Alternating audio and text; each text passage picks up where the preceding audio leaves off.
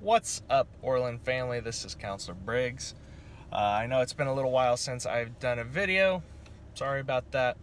But today I wanted to kind of talk briefly about the rioting and the looting and the situation that's kind of just been popping up in the last couple days. Now, a little bit of background, and I'll try to make this quick. The situation itself, the gentleman that was killed by the law enforcement officers, it was completely unjustified. The technique and the behavior was wrong on the part of the law enforcement officers. I completely agree on that. In the past, are some of those situations and those circumstances justified? Not all the time. When you're going to make a decision or you're going to look at those situations, you need to look at all aspects of the situation. Did the person have a weapon? Were they acting and behaving like they have a weapon? Are the law enforcement officers being threatened? It's not their goal, or it's not law enforcement's goal to kill people. Being in a law enforcement family myself and having law enforcement friends and family, it's never anybody's intention to end a life. Law enforcement officers have to make a judgment call of, is the guilty party or is the person involved, are they intending to harm themselves, the officers, somebody else? What are their motives? Do they have means to? And sometimes those, the person doesn't even necessarily have to have a weapon, but if it looks like they're going to like they have a weapon, or they act like they have a weapon, law enforcement officers have a split second to make a judgment call. If somebody either has a gun or does not have a gun, there's a very short amount of time between weapon down by the side and then up. It's very quick. And bullets travel at hundreds, if not thousands of feet per second. That's less than a blink of an eye. And a law enforcement officer has to make a judgment call. Now, another thing that I hear a lot is, well, why didn't they just wing them or hit them in the arm, hit them in the leg? One, this is a much bigger target area than this, or than a leg.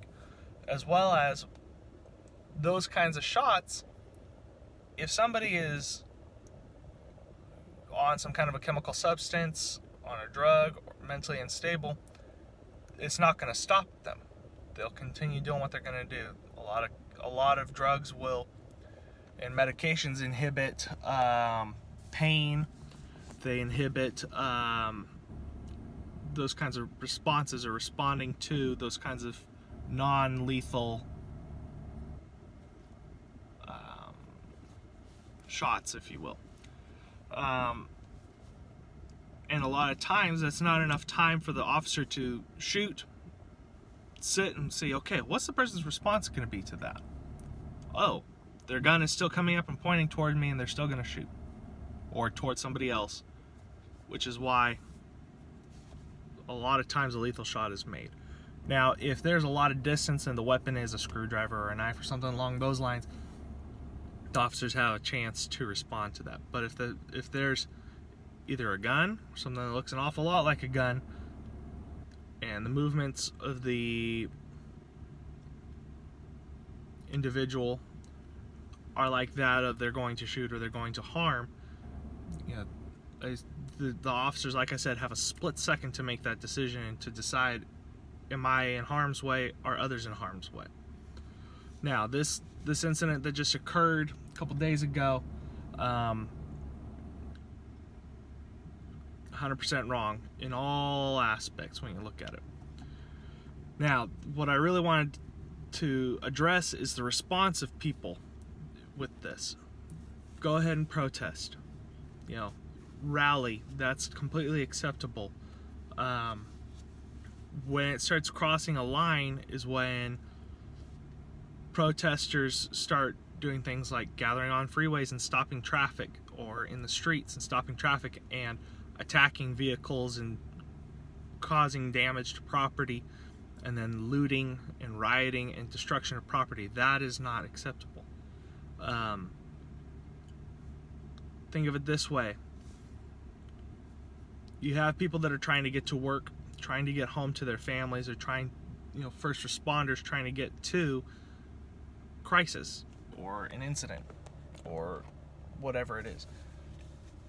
They have nothing to do with the incident itself.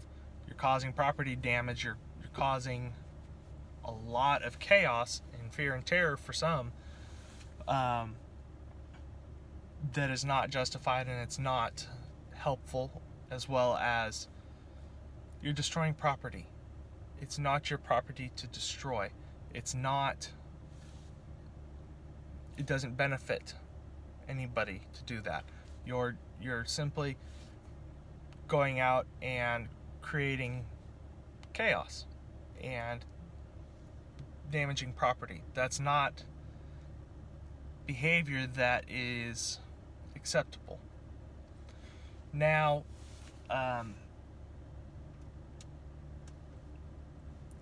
originally I'm from San Diego.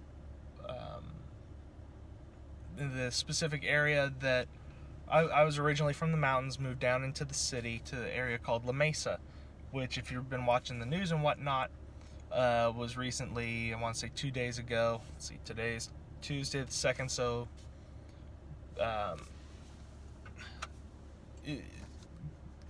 grocery stores, shopping outlets,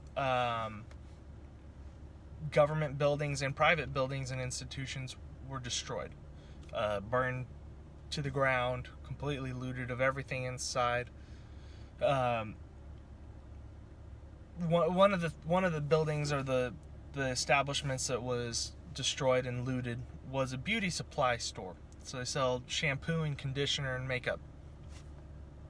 How is destroying those things, and how is looting from there making a statement? How are those actions in that target, if you will, how is that going to help further society and help the situation and draw awareness? It doesn't.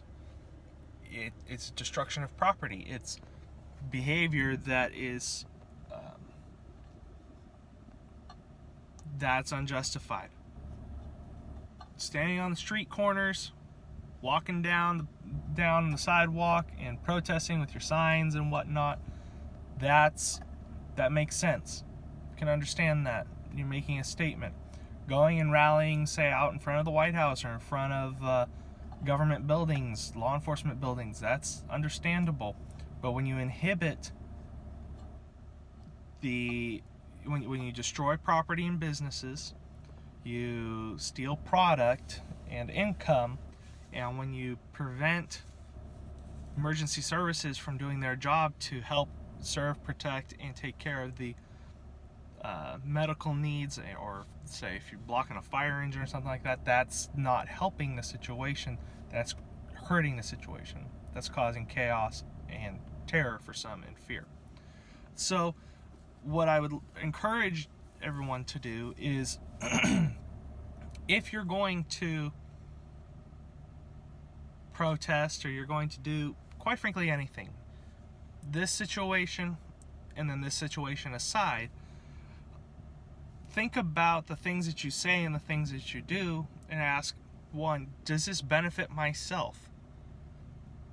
2, does this benefit others, or does it harm or hurt or cause fear and terror in others? And 3, how will my statements and actions further society? How will it help improve the current situation?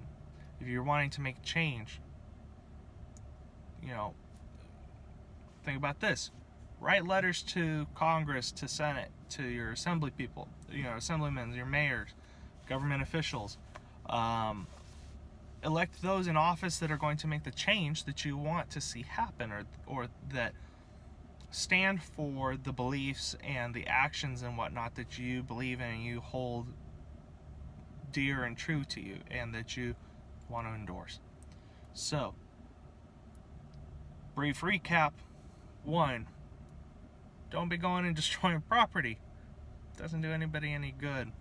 2, it's actually considered, anything over, I want to say it's $400 worth of damage, is considered a felony.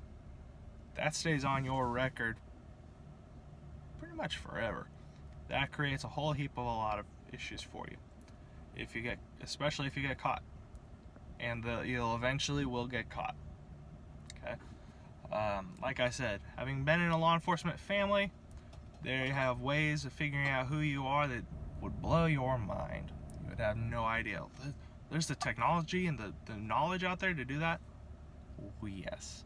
I just saw a thing on I guess it's on Facebook, so I don't know how reliable it is, but I saw where police in China are using a water cannon that blows out blue dye water and it will, if somebody's wearing a mask and stuff, this little strip right here is going to be bright blue. They're going to start arresting people that have that blue dye across their face. So you'll get caught, and you're not doing anybody any favors. You're not benefiting society by destroying property and stealing. Think about it. Would you like, if you owned a business, let's just say you owned a grocery store, I'm just going to pretend, or you are the manager of a grocery store, something along those lines, and somebody came, or a group of people came to your business or your establishment, broke out all your windows, stole all your product and your equipment, destroyed your business.